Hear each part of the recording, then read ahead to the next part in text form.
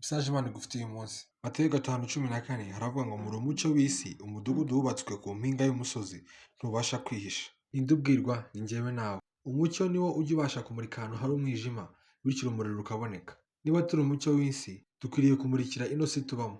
Iyi si yuzuye ibintu bibi byinshi, ibyaha, ibintu biteye ubwoba ndetse binakojeje isoni. Ariko njyewe nawe Yesu Kristo yavuze ko turi umucyo w'isi. Bivuze ngo dukwiriye kuba nk'itara ryaka, ibyo bibi byose by'umwijima bibera muri ino si tugasa nk'ababiganza, tukabasha kubitwikirisha ibyiza bibonekerwa muri Kristo Yesu.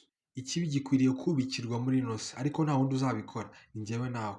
Njye nawe twamenye Imana, ni twebwe dushobora gukora impinduka hano ku isi, kubera ko twagiriwe ubuntu bwo kumenya ikibi n'icyiza. Kandi ngo umudugudu wubatse ku mpinga y'umusozi ntubasha kwihisha. Bivuze ngo agakiza kawe ntukwiriye kukagumana ngo ukabike wenyine.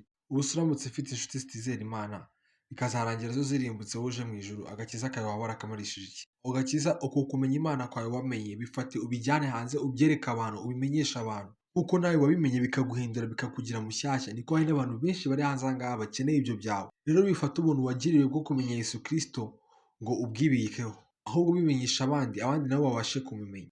Kuko ngo twaherewe ubuntu, dukwiriye gutangira ubundi. Aka gakiza twahawe k'ubuntu ntacyo twakaguze, iki kitatuma natwe dushishikariza abandi kukajyamo. Ijambo ry'Imana ryavuze ngo mugende mubwirize mu mahanga yose, mubwirize ubutumwa bwiza. Kandi twabonye ko bidasaba kujya kubwiriza gusa ngo abantu bakizwe, nuko twitwara gusa bishobora gutuma abantu bahinduka. Reka twamamaze ubutumwa bwa Yesu Kristo mu isi yose, twubikire umwijima wuzuye inoze. Shalom.